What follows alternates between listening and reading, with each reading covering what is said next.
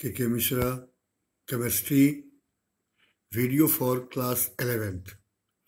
Today, we discussed about periodic classification of elements.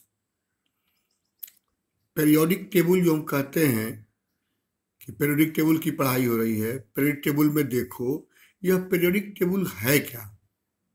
जब element की संख्या बढ़ने लगा तो उनके प्रॉपर्टीज का स्टडी करना कठिन होने लगा, इसलिए उनको अरेंज करने की आवश्यकता हुई और उनका अरेंजमेंट एक टेबुलर फॉर्म में करने के बाद जो एक टेबल बना एलिमेंट्स का, उसी को कहते हैं पीरियोडिक टेबल। तो पीरियोडिक टेबल जो बना, इस पर बहुत केमिस्ट लोगों ने अपना अपना स्टडी किया, ऑब्जर्वेशन किया और लिखा। हिस्टोरिकल बातें हैं, इस पर बहुत सारे रूल्स आए, जैसे डोवर्नियर का ट्रायड्स रूल आया। डोवर्नियर का ट्रायड्स रूल आया। ट्रायड्स रूल में उन्होंने बताया कि तीन एलिमेंट को उनके गुणों के आधार पर रखा गया। कैसे डेवलपमेंट होता है ऑब्जर्वेशन का, रिसर्च का, उन पर स्टडी करने का, यह उन्होंने तीन एलिमेंट को सजाया, जैसे लिथियम, सोडियम और पोटेशियम। उनके एटॉमिक मास को देखा, लिथियम का एटॉमिक मास और पोटेशियम के एटॉमिक मास, दोनों को जोड़ करके जो उसका एवरेज निकला, वह बीच वाले एलिमेंट का एटॉमिक मास मिला। इस तरह से उन्होंने 2-3 सीरीज को बनाया ट्रायड्स रूल में, और उन्होंने ऐसा सत्य पाया कि the atomic mass of the middle element in triads is average of the atomic mass of first and third element। लेकिन यह बहुत एलिमेंट तक, उस समय एलिमेंट की संख्या ही कम था, लेकिन बहुत एलिमेंट पर यह लागू नहीं हुआ। यह लगभग 1800 के करीब की बात है। उसके लंबे समय के बाद न्यूलैंड्स का ऑक्टेव रूल आया। इनका पीरियोडिक टेबल की आवश्यकता क्यों हुई, पहले इस पर थोड़ा सा हम चर्चा कर लें कि why atomic classification is necessary. Why need to classification of elements to make easy and comfortable study about properties of elements, classification of elements are necessary। उनकी आवश्यकता हुई, उनकी जरूरत हुई। ये इस पर पहला जो है डोवर्नियर ट्रायड्स रूल, 3 एलिमेंट को उन्होंने बताया, 3 का सीरीज बनाया प्रॉपर्टीज के आधार पर, on the basis of their properties. The elements have the similarities in their properties. These elements chosen and lithium, sodium, potassium। Lithium का एटॉमिक मास 7 हो गया, सोडियम का अभी छोड़ देते हैं यहाँ पर, पोटेशियम का 39। तो एवरेज जब निकाला गया, average atomic mass of lithium and potassium 7 + 39/2 बराबर 46/2 23। और ये सत्य पाया गया कि सोडियम का एटॉमिक मास 23 था। वैसे ही बेरिलियम और कैल्शियम के एटॉमिक मास का एवरेज मैग्नीशियम का एवरेज एटॉमिक मास मिला 24, लेकिन यह फेल्योर हो गया। यह उस समय के जितने एलिमेंट्स हैं उनका भी अरेंजमेंट नहीं कर सका। उन्होंने उनके गुणों के आधार पर देखा कि उनके मेल्टिंग पॉइंट, बॉइलिंग पॉइंट, उनकी डेंसिटी, उनका इन सब ये जो फिजिकल प्रॉपर्टीज थे they depends upon their atomic mass, और उन्होंने एटॉमिक मास के आधार पर सजाया। लेकिन दूसरा था न्यूलैंड्स ऑक्टेव रूल। इन्होंने जैसे संगीत का 7 स्वर है, सा, रे, ग, म, प, ध, नी, और फिर सा आ गया, मतलब 1 2 3 4 5 6 7 8वां एलिमेंट फिर इसी को दोहरा है। दूसरे से फिर सारे, ये 9, 2 और 9 के बीच में कितना का अंतर है?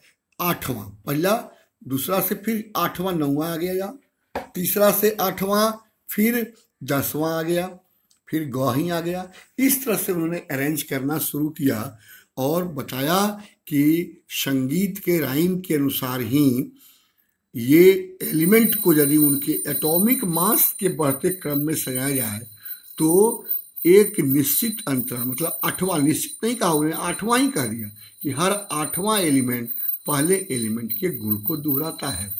लेकिन इसमें भी त्रुटि आ गई, ये सक्सेस नहीं हुआ। लूथर मेयर एंड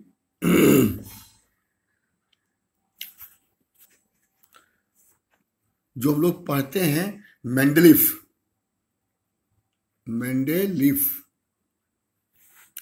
इन दोनों ने एक साथ काम करना शुरू किया।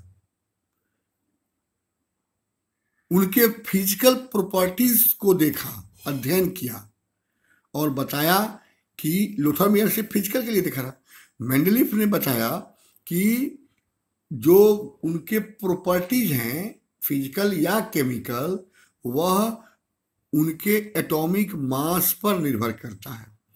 तो यहाँ पर हम पहले खाली लूथर मेयर का ऑब्जर्वेशन मिला, फिर मेंडेलीफ का चौथा हम बता रहे हैं, Mendeleev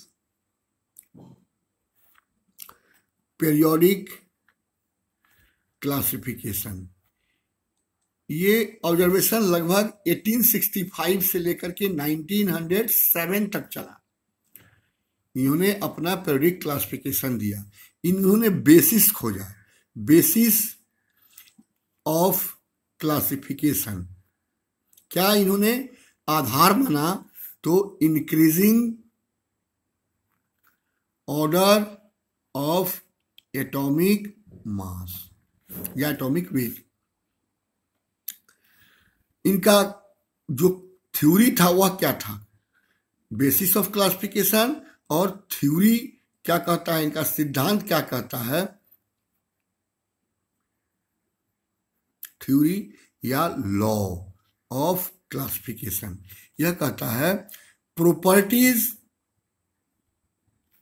of elements are periodic function of their atomic mass। इन्होंने बताया कि किसी भी एलिमेंट का जो प्रॉपर्टी है, गुण है, वह उनके एटॉमिक मास का आवर्त फलन होता है, पीरियोडिक फंक्शन होता है। It means the properties depends upon their atomic मास। यही इंक्रीजिंग ऑर्डर में इन्होंने सजाया, एलिमेंट को इंक्रीजिंग ऑर्डर में सजाना शुरू किया। पीरियोडिक टेबल कैसे बना इनका? He arranged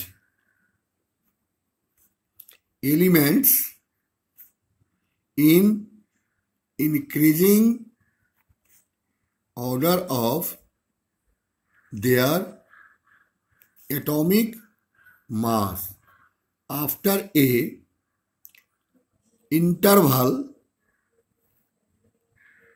elements of same properties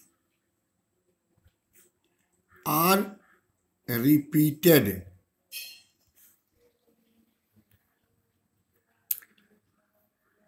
कुछ इंटरवल के बाद समान गुण वाले एलिमेंट को उन्होंने पा लिया। ही placed that element just below and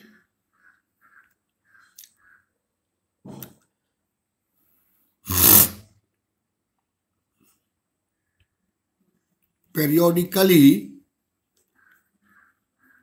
similarities in properties of elements are placed one after another, एक दूसरे के बाद रखा। By this arrangement of elements, two rows are obtained, vertical and horizontal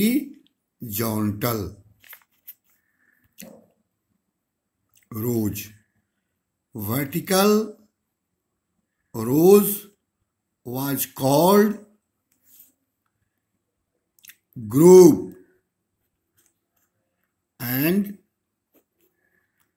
horizontal rows are called period।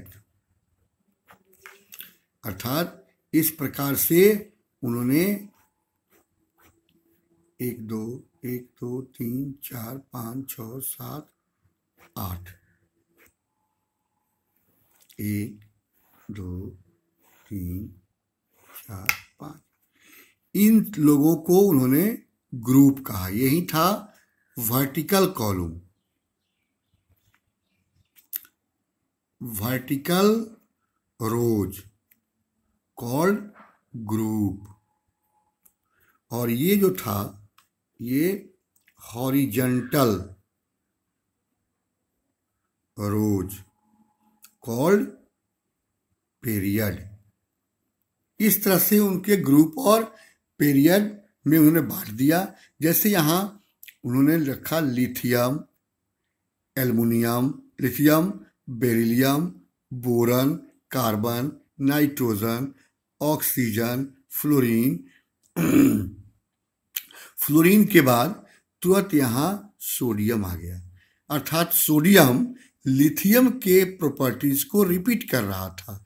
Magnesium beryllium के properties को repeat कर रहा था। एल्युमिनियम बोरन के प्रॉपर्टीज को रिपीट कर रहा था। इसका 7 था, इसका 9 था, इसका 11 था, इसका 12 था, 14 था, 16 था, 19 था, फिर यहाँ पर 23 था, फिर 24 था, फिर 27 था। इस तरह से एटॉमिक नंबर बढ़ रहे थे, और बढ़ते हुए एटॉमिक नंबर के बाद एक रेगुलर इंटरवल के बाद, एक इंटरवल के बाद फिर उसी गुण वाले एलिमेंट का रिपीटेशन हो रहा था। इस प्रकार से मेंडलीफ के पीरियोडिक टेबल में 8 ग्रुप और 7 पीरियड, उन्होंने 7 से कम ही पाया था, क्योंकि उस समय एलिमेंट की संख्या लगभग 40-45 था, इसलिए पीरियड उतना नहीं मिल पाया था। अब इस पर हम आगे डिस्कशन करेंगे। आज के दिन में हम लोग पढ़ रहे हैं कि इनके पीरियोडिक टेबल में कितने कितने ग्रुप और पीरियड्स हैं। चलो आज इतना ही।